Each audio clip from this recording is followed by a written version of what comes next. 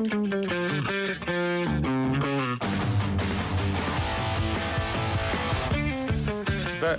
오늘의 뜨거운 이슈 또 주요 뉴스 정리해드리죠.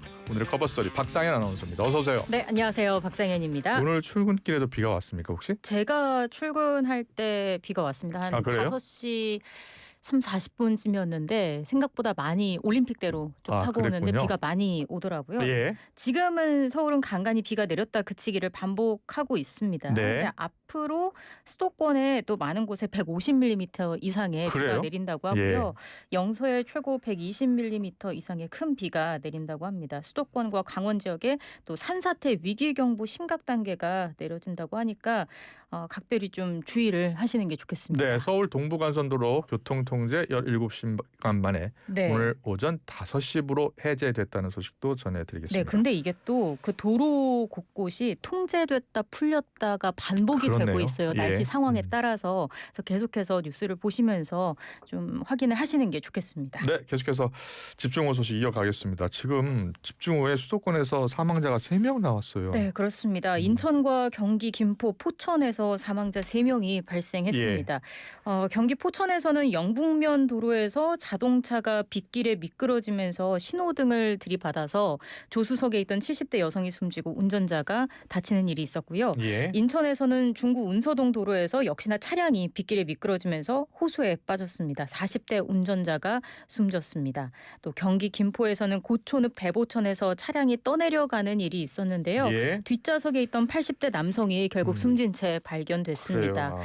어제 김포의 낮 12시쯤에 시간당 강수량이 무려 101.5mm였다고 해요. 예. 이 정도면 앞이 당연히 보이지도 않을 정도로 와이퍼가 필요 없을 수준이었고 우산을 쓰고 나가도 온몸이 다 젖는 그런 수준의 비가 왔다라고 생각을 하시면 되겠습니다.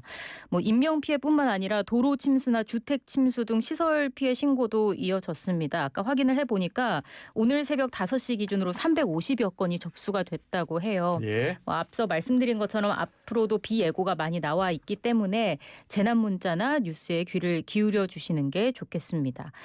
중대본은 그래서 어제 오후 6시 30분부로 풍수해 위기경보를 경계로 상향했고요. 중대본 비상근무를 2단계로 격상했습니다. 윤호중 중앙재난안전대책본부장은 인명피해 최소화를 목표로 위험 지역에 대한 통제와 주민 대피에 총력을 다하라고 지시했습니다. 네. 자, 이재명 정부 인수위원회 역할을 했죠. 국정기획위원회 네. 2달간 정리한 국정과제 발표했습니다. 어떤 내용이 담겼습니까? 이재명 정부가 임기 동안 추진할 국정과제 123가지를 공개했는데요. 먼저 정치행정 분야에서는 개헌과 검찰 개혁을 전면에 내세웠습니다. 1호 국정과제로 꼽은 게 국민 주권의 헌법 정신을 구현하기 위해서 이런 개헌을 추진한다라는 내용이었는데 검찰청을 폐지하고 공소청과 중대범죄수사청을 신설하는 방안 그리고 윤석열 정부에서 만들어진 경찰국을 없애서 경찰의 정치적 중립을 확보하겠다라는 포부를 담았습니다. 이미 진행 중이잖아요. 네, 그렇습니다. 또 새 정부의 경제성장 전략도 핵심 국정과제로 다뤄졌어요. 네. 미래 전략산업 투자를 위해서 100조 원 규모의 국민 성장펀드를 조성하고 또 AI 고속도로 구축으로 산업과 지역 전반에서 AI 대전환을 추진하겠다는 거였습니다. 이를 통해서 AI 3대 강국과 잠재 성장률 3% 그리고 국력 세계 5강 달성이라는 이른바 335 목표를 제시하기도 했습니다. 국민의 기본적 삶을 위한 기본사회 구현 계획 국가균형 성장 전략도 발표를 했습니다.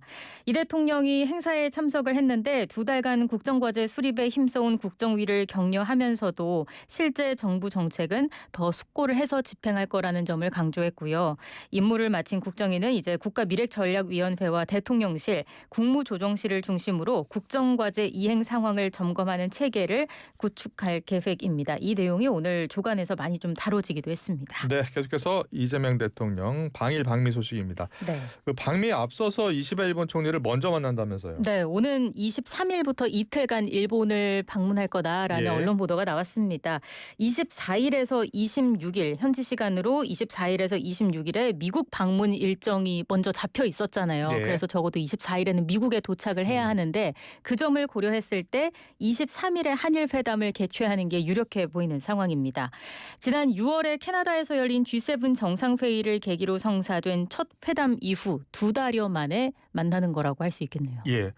보통은 한미 정상회담 후에 한일 정상회담을 많이 하거든요. 네. 일본을 먼저 찾는 이유가 뭐랍니까? 일단은 일본 측의 초청도 있었습니다마는 한일 관계 발전을 이끌겠다는 이 대통령의 의중이 크게 작용한 게 아니냐라는 언론들의 분석이 많습니다. 그동안 이 대통령은 과거사 문제는 이제 원칙적으로 관리를 하되 양국 간의 실질적인 협력은 강화하겠다 이런 의지를 계속 밝혀왔잖아요. 지난 6월에 G7 정상회의에서도 이웃 국가끼리 왕래를 늘리자라는 그 셔틀 외교 복원 의지를 다지기도 했었는데 그 셔틀 외교의 첫 시작을 또 이 대통령이 주도함으로써 한일 관계의 주도권을 잡겠다라는 의지도 반영된 것으로 풀이가 되고 있습니다. 한일 회담에서는 어떤 현안들이 논의될까요? 일단 1박 2일의 실무 방문 형태로 진행이 되기 때문에 역시나 양국 핵심 현안이 집중적으로 빠르게 좀 진행이 될 것 같아요. 논의가 될 것으로 보입니다. 북한 비핵화 문제와 한미일 안보 협력 그리고 고율 관세 등 미국발 통상 압박에 공동으로 대응하는 전략이 테이블에 오를 수 있고요. 또 이 한일 정상회담에 이어서 바로 한미 정상회담이 이어지는 부분도 집중해 봐야 될 텐데 요동치는 동북아 정세에서 이 한미일 삼각 공조가 중요하다라는 점이 좀 재확인되는 그런 자리가 될 수 있을 것으로 보입니다. 네, 계속해서 어제 인선이 있었어요. 네. 자, 교육부 장관 후보자, 여성가족부 장관 후보자는 누가 지명됐습니까? 먼저 지난달 자진 사퇴와 지명 철회 등으로 후보자가 낙마를 했던 그 자리죠. 교육부 장관 후보자에는 중학교 교사 출신으로 40년간 교육 현장에서 활동했던 최교진 세종시 교육청 교육감이 지명됐고요. 여성가족부 장관 후보자에는 변호사 출신, 국회 성평등 자문위원 등을 역임한 원민경 현 국가인권위원회 비상임위원이 이름을 올렸습니다.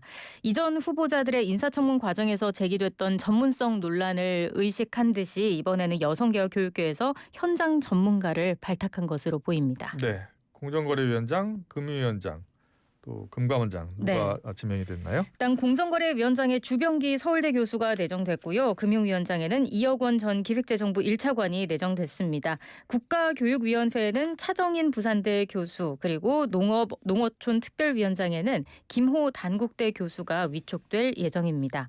이 대통령은 문체부 차관과 국정원 3차장, 조달청장, 통계청장 등 차관급 10명도 임명을 했습니다. 대부분 각자 조직에서 경험을 쌓아온 실무자들이 내부 승진을 한 케이스였는데요. 예. 역시나 업무의 그 연속성 그리고 전문성을 고려한 인사다 이런 평가가 나오고 있습니다. 네, 금감원장이 빠져있네요. 금감원장은 이 대통령 대북 송금 사건 변호인 출신이면서 연수원 동기인 이찬진 변호사가 임명됐습니다. 네. 자, 계속해서 김건희 여사 구속 관련 소식입니다. 김건희 여사가 서울 남부구치소에 정식 수용이 됐죠? 그렇습니다. 수용번호 4398 다른 수용자들과 같은 정식 입소 절차를 밟았습니다. 피의자 거실에서 수용동으로 옮겨서 정밀 신체 검사를 받았고요. 사복을 수의로 갈아입었습니다. 번호표를 부착하고 기록부에 담길 사진이죠. 이른바 머그샷도 찍었습니다. 입소 절차를 마친 뒤에는 윤석열 전 대통령과 마찬가지로 이평 남짓한 독방에 수용이 됐어요. 전직 대통령 배우자라는 신분을 고려한 조치로 보입니다. 목욕이랑 운동 시간에도 다른 수용자들과 최대한 접촉하지 않도록 이용 시간이 조율될 것으로 보이고요. 다만 식사 메뉴는 일반 수용자들과 같은 식단이 제공됩니다. 구속과 동시에 경호도 중단이 됐습니다. 이제 신병이 교정당국으로 인도가 되면서 예우를 받을 수 없게 됐기 때문이고요. 네. 김 씨는 앞으로 특검팀 조사를 받으려 구치소를 나설 때마다 경호처 차량 대신 법무부 호송차를 타야 합니다. 자, 구속된 김건희 여사. 오늘 특검이 구속 이후에 처음으로 이제 불러서 조사를 한다고요? 네, 그렇습니다. 구속 이후 첫 조사이고 지난 6일에 이어서는 두 번째 조사인 겁니다. 김 여사도 조사에 응할 예정이라는 소식이 어제 전해졌고요. 최지우, 최명성, 유정화 변호사가 입회합니다. 다만 김 여사 측은 이제 오늘 진행될 그 소환 그 이후에도 응하게 될지는 아직 결정된 게 없다면서 여지를 남기기도 했습니다. 자, 김 여사 신병 확보 이후에 지금 압수수색이 계속 이어지고 있잖아요. 네, 그렇죠. 전방위적으로 지금 진행이 되고 있는 그런 모습이에요. 윤석열 전 대통령의 관저 이전 과정에서 불거진 특혜 의혹과 관련해서 대대적인 압수수색이 이루어졌습니다. 압수수색 대상은 관저 시공업체 21g의 사무실과 관계자 자택 그리고 업무를 총괄했던 김호진 전 국토부 1차관의 자택과 감사원이었습니다. 앞서 감사원 감사 결과 관저공사를 사실상 총괄한 21g이 계약 전에 공사에 착수하고 무자격 업체에 하도급을 맡긴 걸로 드러나기도 했습니다. 네. 어제 특검이 국민의힘 당사도 압수수색했잖아요. 네, 그렇죠. 자택이나 사무실이 아니라 제1야당 그 당사에 진입한 건 3대 특검 통틀어서 처음이었고요. 예. 건진법사 청탁 의혹과 관련해서 특검은 전산자료 제출 협조 차원이었다라고 설명을 했습니다. 특검은 국민의힘 전당대회를 앞두고 있던 지난 2022년 통일교 교인들이 조직적으로 입당한 그 의혹을 들여다보고 있는 것으로 보이고요. 예. 당에서는 반발이 나왔습니다.